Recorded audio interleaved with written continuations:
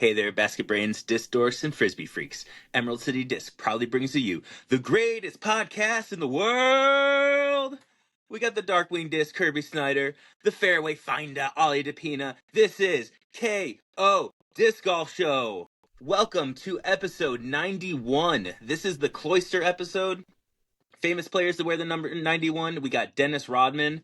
I messed up big last week. Alfredo Estevez did not wear number 90. He actually wore number 91. So definitely messed up on my part. There was no Mariners that wore the number 91. Ollie, hit us with the Giants. For the Giants, we got a very, very memorable one. Number 91, Justin Tuck. He was a Super Bowl champion for the Giants and a great leader for the Giants, and one of my favorite. Nice. Sweet. Okay, KO question of the week. My wife ate a toaster strudel this week, and she did not use the icing packet. At what age does she murder me in my sleep? Because that is psychotic. Ollie, how's it going, man? It's going well, had a good New Year. Roxy's older brother came up from San Fran and her uncle from Taiwan, so just been hanging out with them a bunch, and yeah, it's been fun. We stayed up till like 8:30 a.m. on New Year Oh, playing video games. Like oh, we were like Jesus. Okay. we all brought our PCs over to our friend's Okay. house and we did a little LAN party, and so we were just like and the day before Roxy went to Costco and she got like a bunch of chips and noodles, and then we got a bunch of Red Bulls and some beers, and then the day of, it was my other friend who was working at Costco at the time, and then he was whose house we were going to, and then he ended up picking up a bunch of steaks the night before too, and then we had those like sitting the night before. So then we all ended up just eating a bunch of steaks at like 3 a.m. and then like just gaming till like super late, and it was really like, I was like, you know what, I like this more than going out. Yeah, that's awesome, dude. That sounds like hella fun. What were you guys playing? uh Playing some League of Legends, playing some Valheim, playing, which is like it's like an older game. Like you like build a base and there's like fishing and survival and stuff. It's pretty fun. And we all have like a server that we're playing on there, and then but yeah, it's kind of fun when so many people are doing that. Like some people are playing other games where you just kind of like walk around like the different floors of the house and the different rooms, and there's just like someone playing something, and but everyone's on the same like video or voice call if they're not in the room. So Mhm. it was just a good time. That's pretty funny. Yeah, nice. My week's been super chill. Ellie just got back from California a couple days ago, so that's really good to have somebody back in the house. Just kind of me and the cats for the last couple days, which is pretty cool. But also, like, I don't know, I don't do anything different like when Ellie's home compared to when Ellie's not home. So there's definitely just a sense of being like, okay, now I'm just like vibing the same way, but like now it's just like a little quieter. I come home and I don't say like what's up, to her necessarily. I'm saying what's up to the cats and getting a couple of like, kind of back kind of thing. So cool having her back, of course.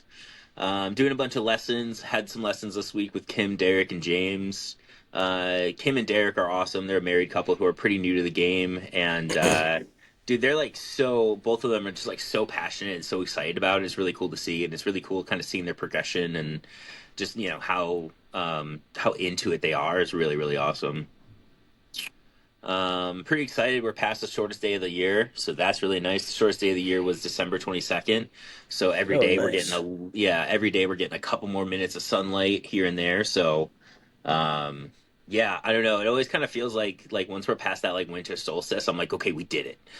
Like we're starting to get some of our sunlight back. So yesterday was incredible too. I'm really surprised by how sunny it was for so long. For real. Yeah.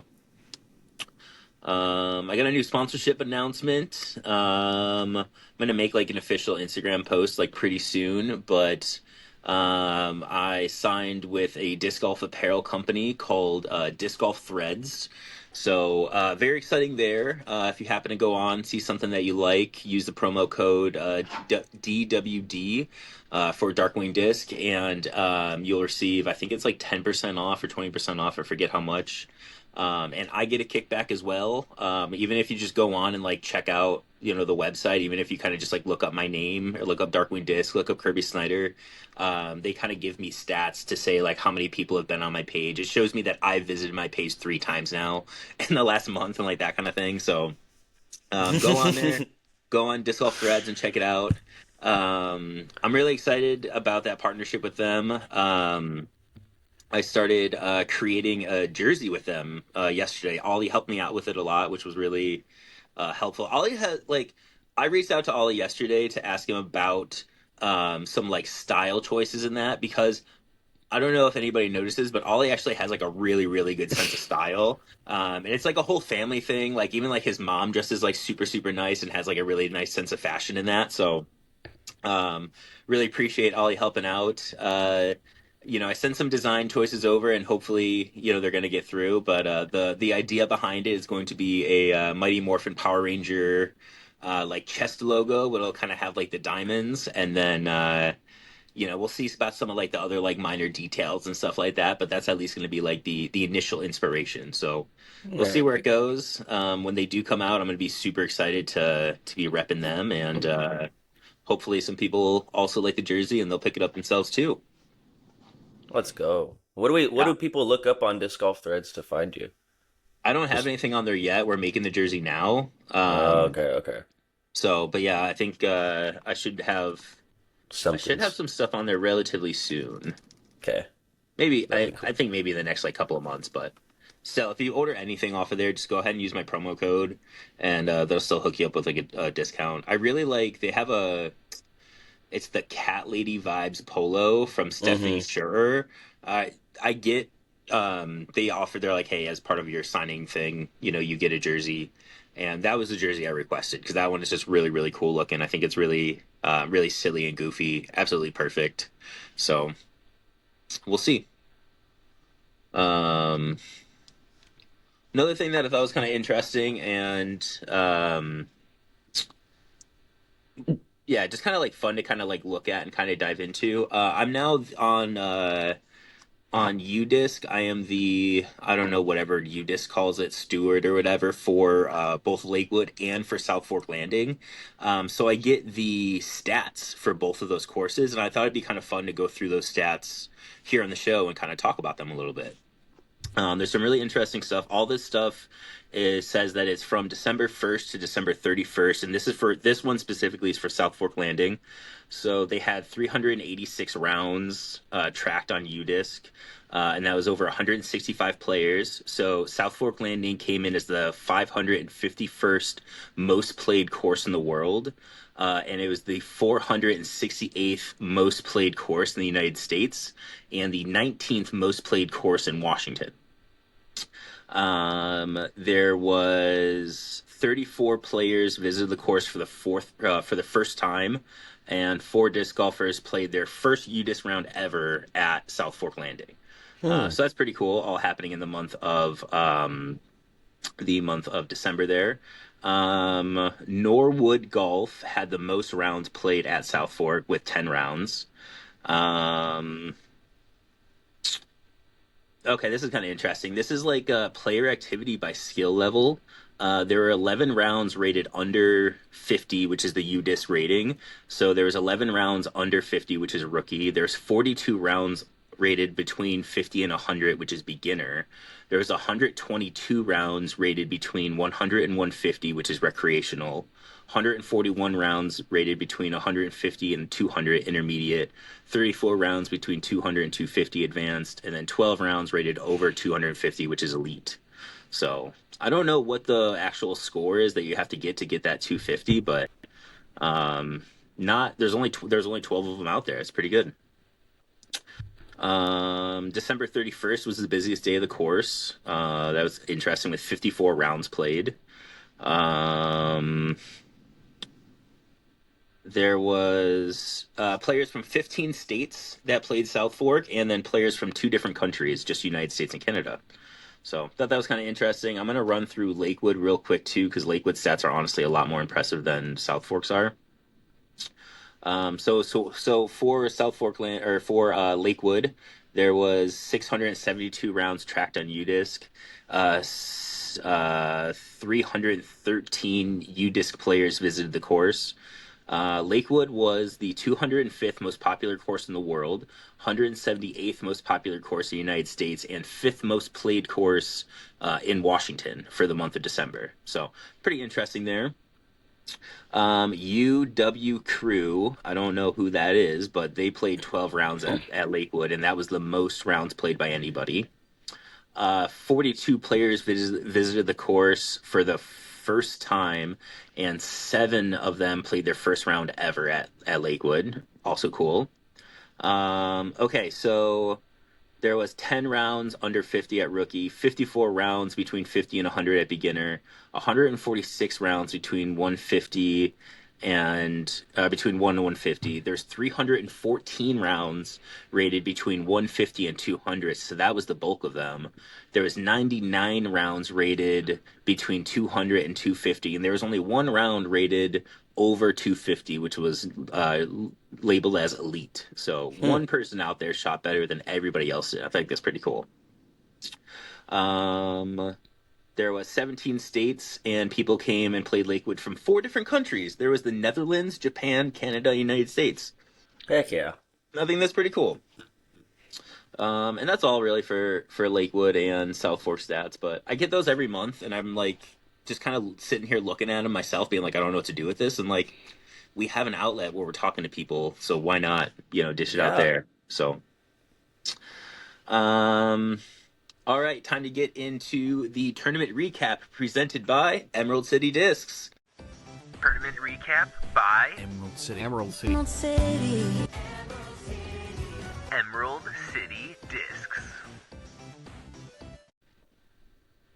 All right, as you can see, we got some new transition videos. We are super excited about it. Just kind of part of the new change that we're doing for the new year. There's no recap, but we have the video, so we just kind of wanted to show it off and kind of get into the groove of things. Yeah, no recap. I mean, it's pretty early in the year. I know team golf is going on. They did team golf at Riverside on Sunday. So apparently Riverside is actually, I talked to Kayla, Riverside's looking pretty nice, even with all the storm damage in that. There's been a ton of cleanup crews and a bunch of work parties out there, and still muddy, obviously, but as far as like the actual course is just fine. Um, They yeah. have Ace Run Production posted the kayak point coverage for Ginnenberg and Ben Calloway if you want to see a 12 down and an 8 down, and maybe getting closer to a Go Throw Beat the Pros. Ooh, we can't go a week without mentioning I cannot. it. No, it needs to happen though. It needs to. The day it I happens, it's gonna like it's almost gonna ruin our running gag. So I also I posted that I about my sponsorships with AGL and ECD for 2026, and I almost at the end was like, "Hey, Go Throw, like please." what's up? Like I was about to tag him in it, dude. Like I was and can't wait for this coverage to come out in 2026. I love it. That's so funny.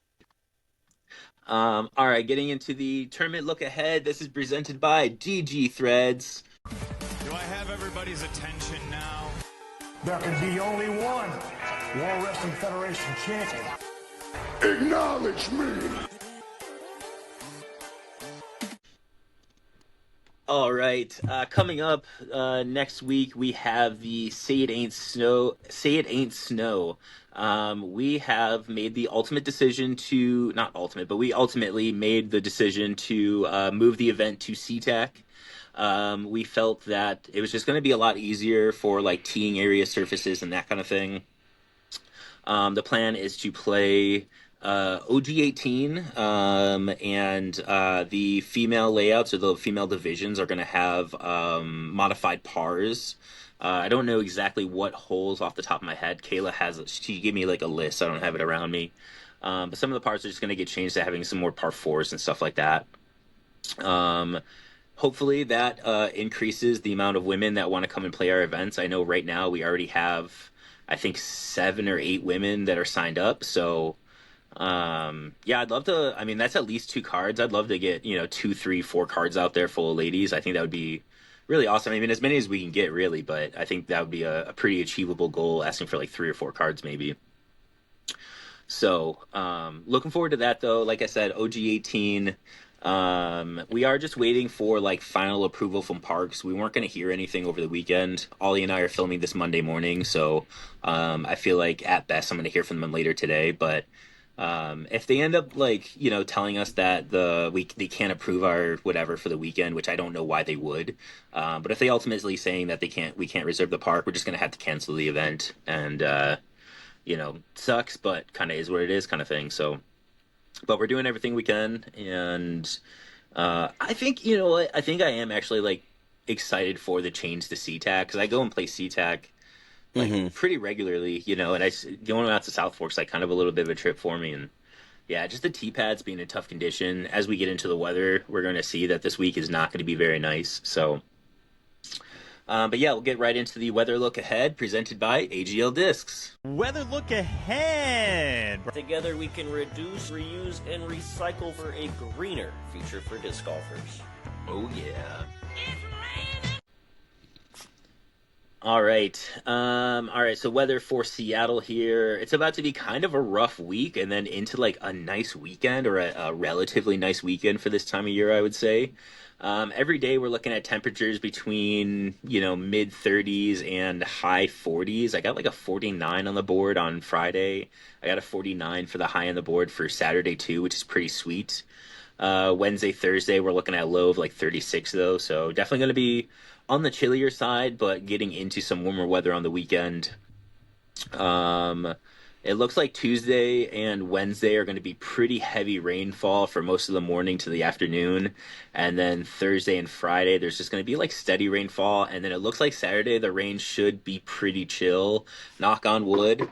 We'll see what happens, but yeah, it does say that there's a coastal flooding happening, but it's supposed to expire at like 9 a.m. this morning, so that's already expired by the time I'm even talking about this. So, yeah, a lot of rain happening in Washington. I think South Fork or North Bend is going to get hit with some snow as well, which is not going to make anything out there any easier. So, yeah. All right, time for the ODP guarantee. Oh, you know what I'm talking about. Guaranteed.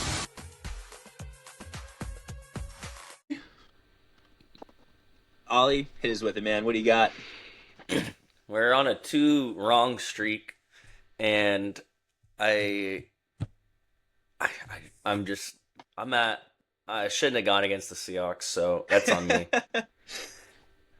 Um, but yeah, I think we're gonna keep it with sports just to the end because this is kind of like the end of football. But we're gonna go college this time, and we're gonna take Oregon over Indiana for the college football. I think it's the semis. Are they in? Yeah, should be the semis or the quarterfinals.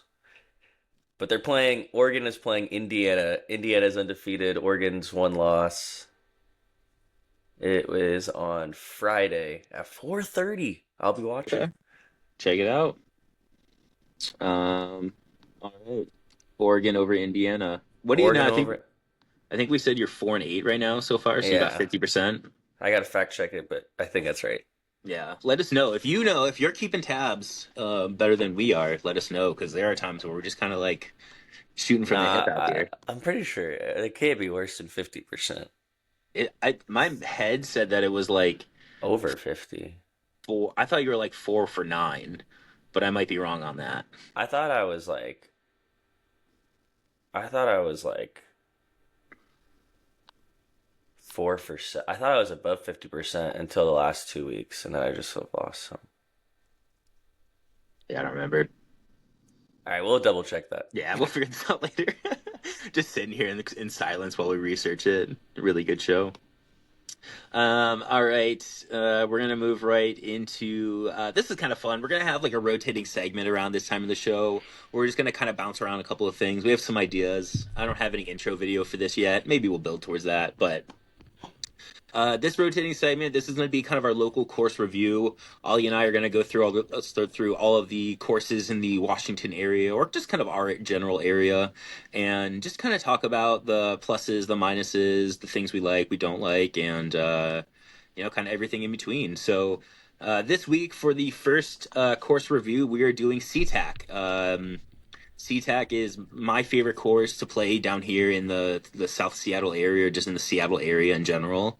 I absolutely love that it's 27 holes. I think at this point I've probably spent more time at SeaTac than I have at any other course. So, Ollie, what is your favorite hole at SeaTac? Let's start there.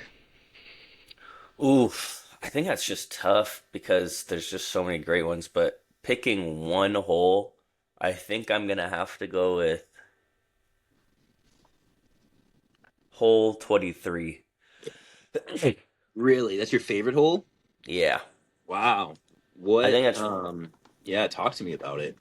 I really like having the left side and like having that option to throw either like a big turnover or um you could just go down the middle, and I've seen a lot of success that way. But I've gotten some crazy shots off there that I've like just like make me I'm like, wow, that's actually like when I hit my turnover shots and get lucky through that left side, I just literally like am looking at the basket from about like I'm at the point where you want to be to like look at the basket directly like in line with it where I'm just Yeah. like so impressed with myself. And there's definitely other courses on that or holes on that course that do that, and maybe some par fours that I'm more successful at. But I remember there was like a MA3 tournament, and I got that hole both times, and I just was like, I know I can. I was like, yeah, I enjoy this hole. My You're, forehand you're has in. always been good, so I was like, I would just go big forehand, and then I'd firebird the second shot, and it'd just be like under the basket, and I'd be like, heck yeah. Yeah, that's pretty tight. I started messing around because I've always thrown that left side on 23 and gotten. I throw like my DD on hyzer and let it flip up and then run towards like the holly bush and then towards the Mm-hmm. gap. And that bush in the middle with that branch that's hanging over it is getting bigger and bigger. And I'm kind of starting to get worried that in the summer it might be too big to throw over and it might be too Mm. obstructed. So I've been practicing the down the tunnel or the right side, I guess is kind of what I call it. By going, but I'm throwing it like way up in the air, like way high, and trying to go over that bush in the middle. So I'm trying to figure out that line a little bit as I'm out there, just kind of like messing around. But that left side is like the way for me the whole way. Um, my favorite hole at SeaTac has got to be hole 14. Hole 14 is just classic. Like it's exactly what I think the people who made disc golf had in mind when they created disc golf. Like it's 350, it's a little downhill, it's framed up perfectly where the better shot you throw, the better down the fairway you get because it really does kind of funnel into the gap, and then once you make it through the gap it opens up again. So I love that hole. I think it's exactly like what when I think of disc golf holes that I like throwing in that, I think of just like long, not super long, but like long, straight, controllable shots that are hitting gaps, and that just works for me perfectly. Um, Little shout out for me too is hole 21, which is basically just like hard mode of 14, where it's that par four that with that divot in the middle and the tree in the middle, and it's I do just like real that long. hole. Yeah, That that hole's whole awesome. that whole popped in my brain, but I went with 23. That whole popped in my but it's all because of like success I've had on those holes, not Sure. really like exactly me. Like I remember that was hole 21 was like the last par four I needed to birdie all the par fours at SeaTac, Hmm. and I was playing my first. I like met Kenny Clark for the first time, so I was just like low key just nervous, and I ended up shooting through 27 negative for the first time, and I I did. I think I just went it was either like Hawkeye or T-Bird into, but it could have just been a rock into a rock. And I Hmm. literally like it was just the two best rock shots I think I've ever had in my entire life. And I like with the most confidence was like, wow, I think I've just birdied every single hole, like all the par fours at SeaTac. And Kenny's like, don't be so confident about that. You got to putt still. And my disc was just under the basket, and I was like, "Come on, I know this is our first time playing, but you got to trust me on this. Like, come on, Yeah, man." So I like do I like got that that hole one. too. Yeah, Yeah, yeah. I was it's a talking fun one. with one of the guys I was doing the lessons with yesterday, and he said that the MA3 crowd finds that hole 21 is the hardest hole on Seatac. They're like, it is just regular. Like none of us can put a disc in the fairway far enough up to not have that tree or that divot be a not be a problem, and it's always kind of either turn too much over or just hyzers out too much. And he said that hole in particular just gives all of MA4 or MA3 and MA4 problems compared to all the other holes. And I thought that was kind of interesting because when I don't think of that hole, like I think of that hole as tough, but I don't think like I think 23 is more difficult of a hole Keeping a than shot straight is really hard at an amateur for, level. for Even sure. my level, even for me, it can be very Yeah, hard. no, for sure. So just interesting to hear. What is I think this one's pretty easy, but what is the signature hole at SeaTac? The signature hole. Yeah.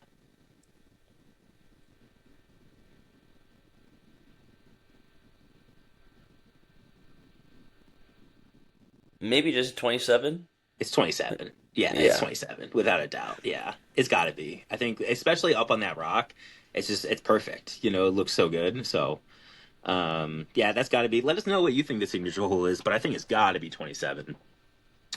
As far as like amenities and stuff like that at SeaTac, there's not really much. Outside of like 27 holes, which is really nice. When we do a tournament, we have to order a honey bucket to make sure that there's a bathroom close. There is a Yeah, there's bathroom like, like yeah. in the park, but it's like far as hell away. It's like really like not anywhere convenient, like for anybody, especially if you're in the course. If you're not at hole one, 27, 4, Parking. 26. Parking's a good amenity they have. They have a lot of parking. Hey, good call. Yeah, plenty of parking, especially when you get Yeah. you factor in hole six and the street over Even there too. Yeah, Yeah, even when they have like events going on, it's like it's a huge lot. So it's like no yeah, matter what, maybe a little further walk to hole one, or you just yeah, it's just not that. There's always going to be parking there. I think it's in a pretty good location, being like in the Seattle area. You know, we don't have that many courses around, so it's like having a really nice level course within 30 minutes is just I think so big. So I think that's a great. Yeah, it does a good job with that. I think the bathrooms could be closer. yeah. No, totally.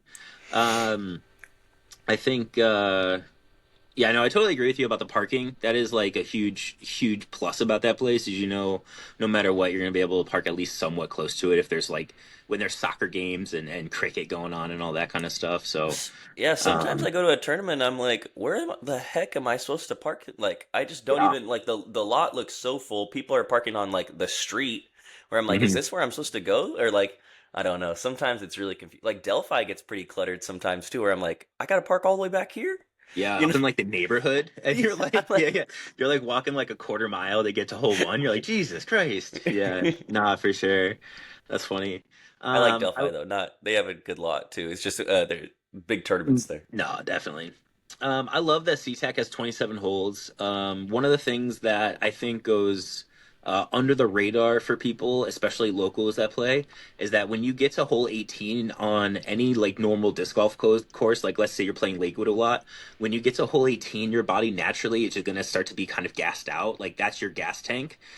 So when you're playing SeaTac and you get to hole 18, you're in the middle of the par fours. You're in murder's row. So if you're not throwing your best shots, you're not throwing some of your furthest shots and some of your most like high level shots at that time, you're gonna get smoked by that course. So I think one thing that SeaTac teaches or trains the locals to do is have really good endurance for a course. So if you're out there playing 27 holes at SeaTac day in and day out, by the time you finish a tournament and you play 18 holes, your body's still going to be ready to throw more, and you're still going to have plenty of gas in the tank and energy left. So I love what SeaTac does for just like your overall endurance and the shot selection that it offers because there are tons of different there's turnovers, there's hyzers, there's opportunities for you to throw forehands if you want to.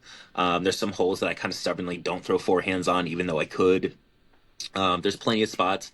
Like there's not too many courses that like the ideal line for a couple of holes is actually excuse me, is actually a roller, and you just don't see that too often. Where I would argue that 12 and 13 at SeaTac are both holes where rollers are probably going to have more success than most air shots are going to have on there. So, um, Ollie, what is, and I don't know if I don't really, I think might have an answer, but what is your least favorite hole at SeaTac?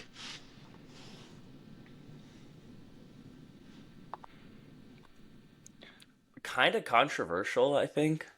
Ooh, I don't like I don't really have like a hole I dislike. I know people probably are like want to jump to like a hole 16 or something like that, but yeah. I think it creates a unique shot shape that you're just not gonna see anywhere else, which I'm like, why would I hate on that? It's like, yeah, par is relative in my head where I'm like, okay, it's a par three that's like hard to get a three on, or it's like hard to get a two on, but it's Yeah. like it's not impossible. One, two, Mhm. it's like I don't. I do. I don't hate Yeah. 16. So I actually I don't really enjoy some of the like for what that course is. Like it's one of the more challenging courses in the area. So I don't really enjoy some of the dinking dunking like dinker dunker ones. Hmm. And it's probably I know it sounds crazy, but I really don't need hole 27 in a tournament or hole 27.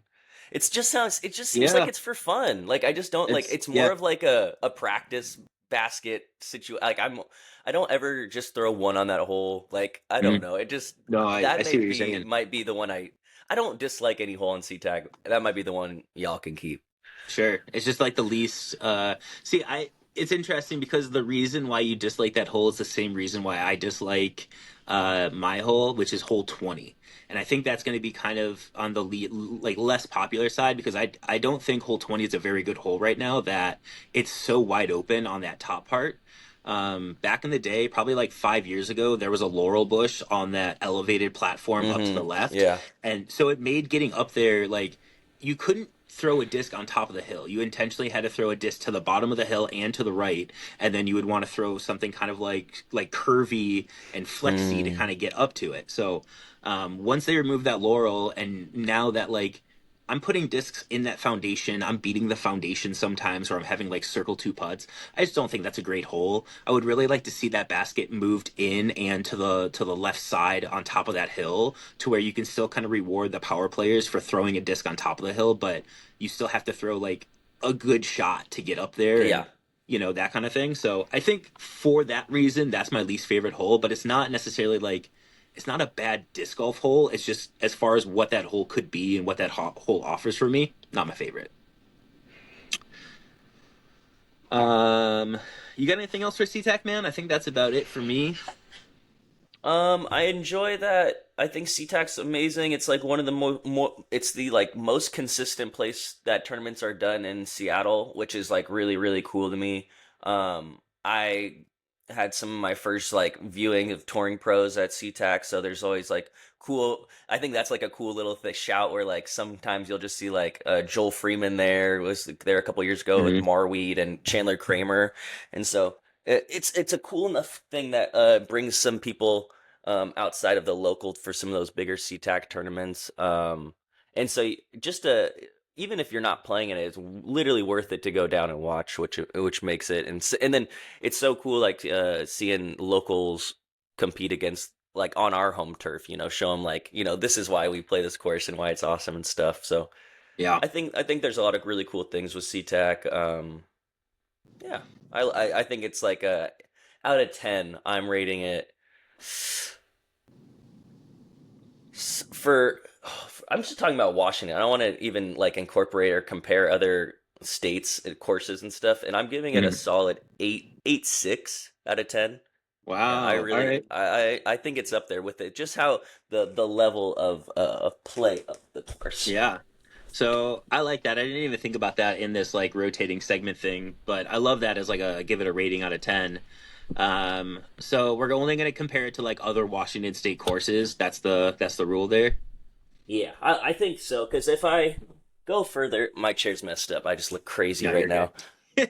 now. Um, uh, I think, yeah, I think, like, yeah, rating it and comparing it only to Washington courses creates like a better outline of like what we're looking for and like more because like if you go, you could pull out like a Colorado mountain course or Maple Hill, but I Yeah. think we should keep it Nokia Finland, Um, but I think we should no, keep no, it for sure. Washington.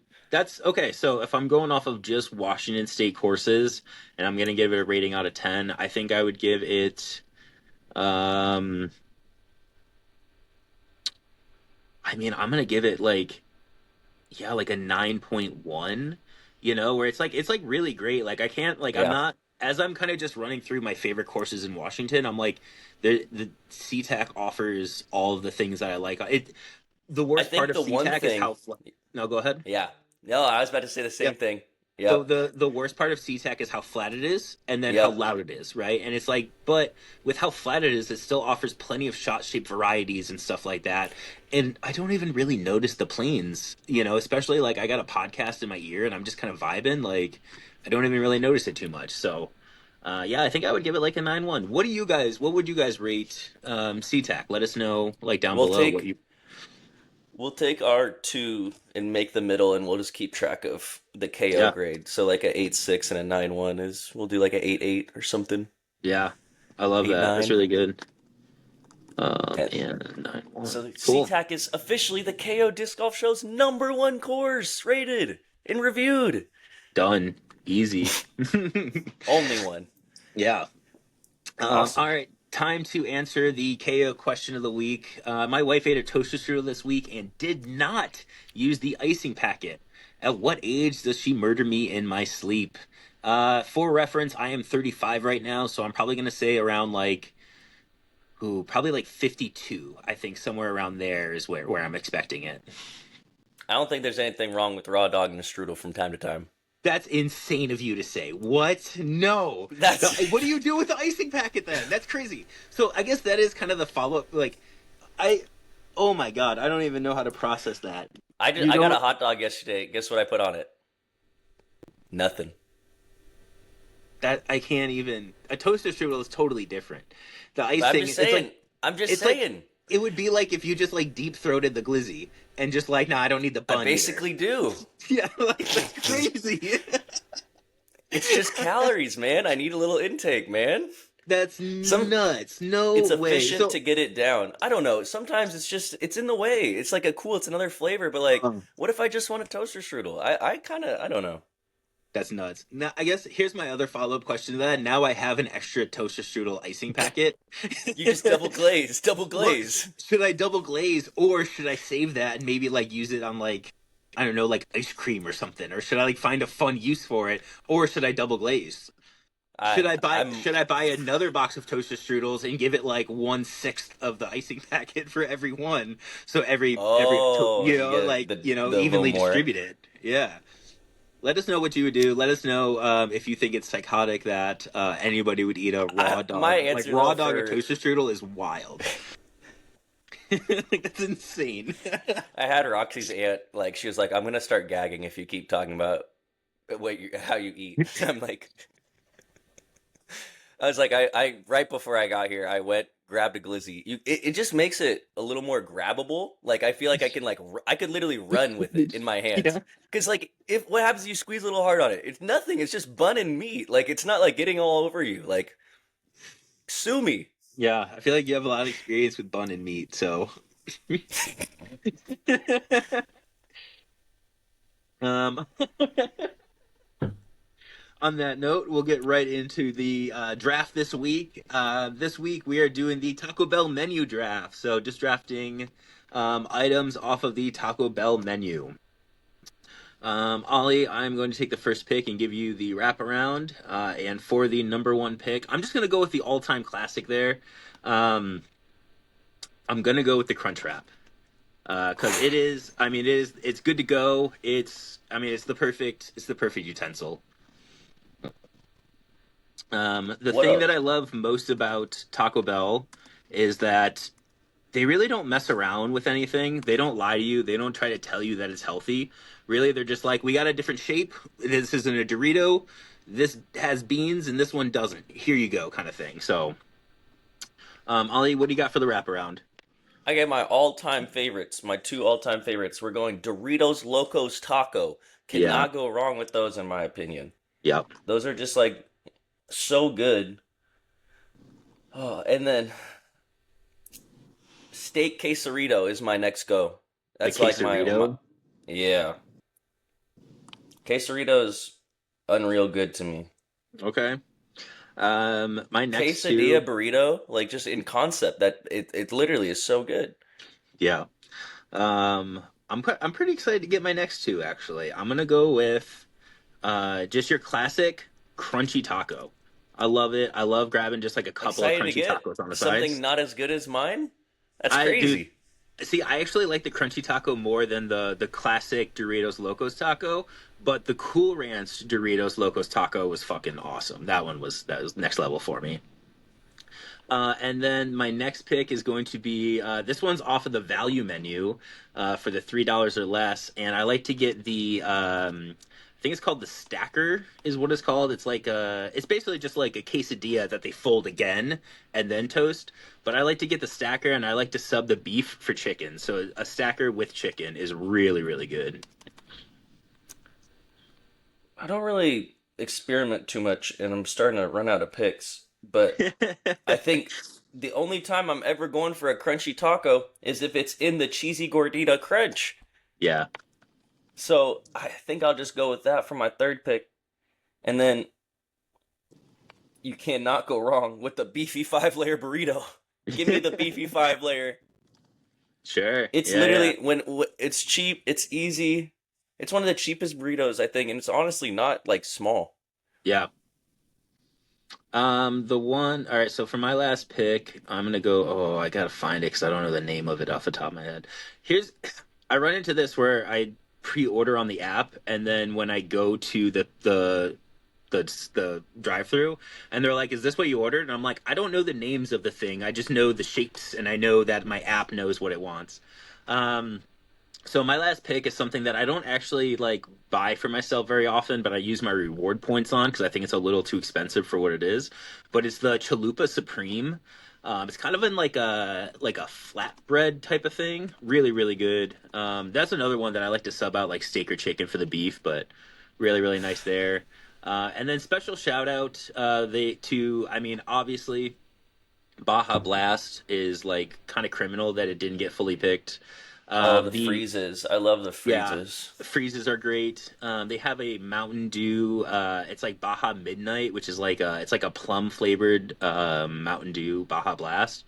That's really good. And then they have a couple of like Rockstar energy drinks now too that are also like the the tropical punch one's really really good too. So yeah, let us know who has the better menu. I have a crunch wrap, I have a crunchy taco, stacker with chicken, and a chalupa supreme. Ollie has Doritos Locos taco. He has a steak quesarito, cheesy gordita crunch, and beefy 5 layer. Let's go. Episode 91 coming to a close. Let us know what you think of some new videos, some new upgrades there. Got some more stuff rolling out as this month goes on, and Actually, Ollie, sorry, I want to interrupt you real quick. I want to give a real quick thank you to KJ Discs. She did this incredible die. I'm going to show this, and I don't think this is going to last very long in the store, but she made this herself. It is Lakewood Hole 1. whoa, It is gorgeous what she did. So that's special really shout out, cool.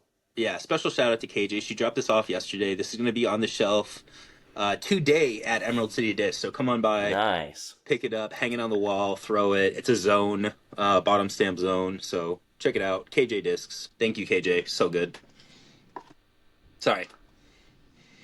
Episode 91. Excellence is not a singular act, but a habit. You are what you do repeatedly. Shaquille O'Neal, aim high, shoot low. And we'll see you next week.